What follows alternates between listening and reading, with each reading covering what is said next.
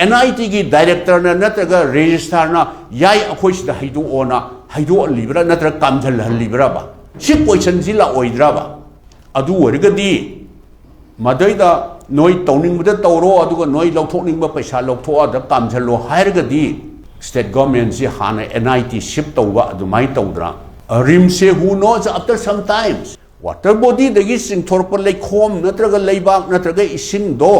central institution NIT da kamjhalaba adaida dispose tawragadi who has authorized this ngasi dagina aina khanbadadi sahi 35 33 33 hian hreba even center da paliba government se modi ji gi government se sahi 10 hele matam tu dadi low laying area woidraga state government ji sahi tra complete work kadawreba adu matam tu dadi low laying area woidraga hojik low laying area ne na hire kadawbagi maram si karino ba aduga masigumba national importance ta linkatpa institution che masi state government ne hata kushi tawba yade there are certain terms and condition karino haibo state government na pigadoriba lamse forest ki reserve land sokra soktabra number 1 number 2 da madugi communication train facility legadra air facility legadra sugumba mayam terms and condition mayam si yenge adugi educational facility legadra kendra vidyalay anakpada leiba adugi medical facility legadra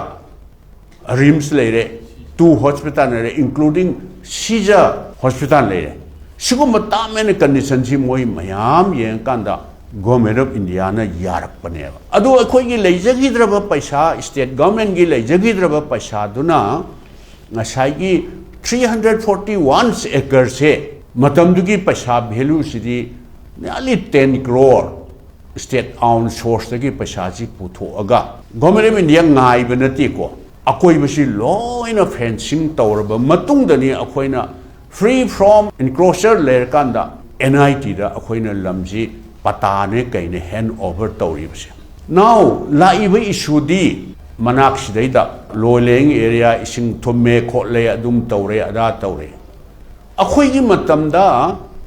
areas deida anak pe area da government gi institution leiriba sewage treatment plant khangde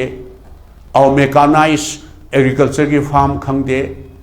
और RIMS खंगदे RIMS सु आइना निंगसिंग बची सुमगदी nearly 100 acres central institution इना RIMS सु additional lump यान न दका वरे खोई से किताब बीबीओ like AIMS की status तो वो upgrade तौर पर याई हाइड्रा nearly 100 acres पिरम बनेगा अदगी हुजिकी NIT से लेमहुबा हाइवे तारे आई निंगसिंग बा अमगना चपचाबदे 100 to more than little more than 200 acres hoy bye water body se masigi climate sigi lampian area sigi yamna maru yana 100 acres khare hen ba 200 acres ki maya da ai chapchab di madugi masing du di ai chapchab kaure madu water body ama sem na ba Imphal city area sigi kendra taruk te se sidagi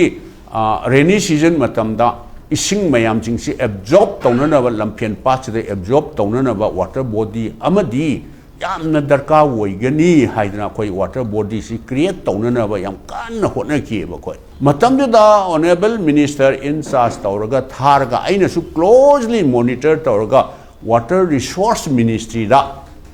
master water body amakapta create tawjage na haina tawkana yes okay pasapige adu orgadi noi water body se sidagi dig out torkadoba leibak se karai to huntokani si dispose tawgani yam maru ibidi sidaida chawraba water body sidagi longthorkadaba leibak se karai to huntokani disposal site to hayu haiba matamda madu akhoi gi matamdugi engineering mayamna bahai haijen bai yabsun taba Samoyar Thauban dani khangde Bishnupur dani khangde Imphal East dani khangde West dani khangde Samoyar disposal site amadi ministry da akhoi haiba taba sida dispose tawni apunba leibak ki volume na suk yambani mafam se sida dispose tawni se haiba taba madu moi convince tawba ngamdabadagi project tu matam du da sanction tawhide aina mu haire I don't know why not you go to Jammu and Kashmir दा lake solar lake लेरिबा मयाम दो throughout the year मोइसु अदुम dig out तौर लेबाक से अदुम तौरिनी कराइदा dispose तौई हाइना नोय उंत चटलोना Chatap थाबसिदैदा Moina हाय मोइगी दुदी मदगी तौथोरपा लेबाक से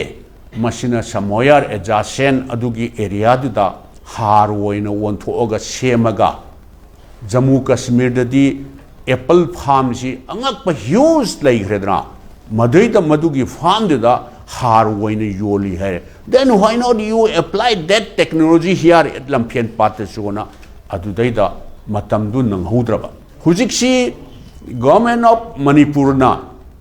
वाटर बॉडी ने अमा सिदैदा हुजिक पाइखटलिएबा मसी पाइखटपसी अखोई फत्ते हाइबा नते ऑब्जेक्शन तौब नते डिटेल प्रोजेक्ट रिपोर्ट टू दा मसीदगी तौथोरपा लेखोम हाइगद्रा इसिंग हाइगद्रा मदु मागी डिटेल प्रोजेक्ट रिपोर्ट दा कराइदा डिस्पोज तौनी हाइबसी डिटेल प्रोजेक्ट रिपोर्ट सो यावरंगनेबा मदुदगी तौथोरपा लेखोम खंगदे इसिंग खंगदे चिंगथोरपसे NIT कैंपस तक कामझनगदबनी मदद डिस्पोज हाइसे मदु ओइगदबनी हाइबसी डिटेल प्रोजेक्ट यावरंगद्रा मदु वाटर बॉडी सिगी तौथोरपगी लेखोम नत्रग लेबाक नत्रग चिंगथोरगदब इसिंग से मसी डिस्टेंस की मतुइना डिटेल प्रोजेक्ट रिपोर्ट पैसा यावरंगनेबा अखोइना चिंगनरिबदी प्रजा सिंगना चिंगनरिबदी वाटर बॉडी सिदगी चिंगथोरप इसिंग नत्रग लेखोम से हेक थंगनरिबा NIT की कैंपस से सिदैदा कामझलगा लैनांग मयामदो कामझलगा मदुगी transportation charge may be some crore होइबा याइबा may be 50 crore may be 100 crore मदु कनानो खरगा मानरगा पैसा सी लौथोकनबा तौखरब्रा लौथोखरब्रा हाइबा क्वेश्चन जी लाए मदुना अखोइना मतमदुगी स्टेट गवर्नमेंट ना NIT दा पिरंबा लम 340 एकर्स हेनबसे हुजिकी वाटर बॉडी दि चिंगथोरप लेखोम इसिंग से NIT कैंपस टू दा nearly 100 to 200 acres से लेखोम गाता इसिंग गाता कामझनग्रेबा मदुना कामझनबदुना मरम ओइद्रा NIT की कैंपस से हुजिकती फ्लडेड तौर इसिंग थुंबा हौगले क्वेश्चन दी वाटर बॉडी दगी लौथो वाटर बॉडी दो फत्ती हाइबा नते को वाटर बॉडी दगी चिंगथोरप लेखोम नत्रग लेबाक नत्रग इसिंग दो सेंट्रल इंस्टीट्यूशन NIT दा कामझलबा अदैदा डिस्पोज तौरगदी who has authorized this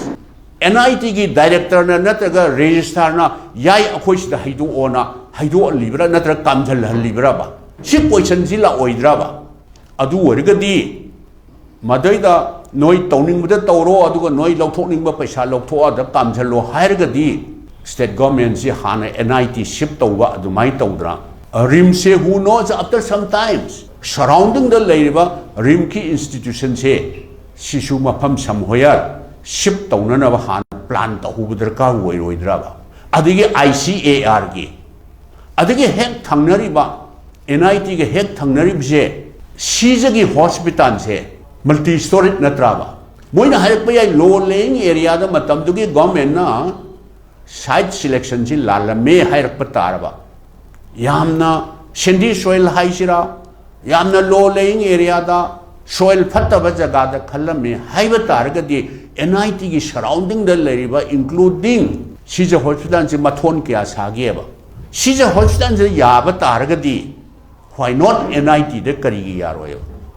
एकर चहुंगा निफु हेनबसे लांगोन की लंबी में चलिदो मदुगा हेक ताइनबस ह्यूज एकर्स हार्ड सोइल अतोंबा सिदचु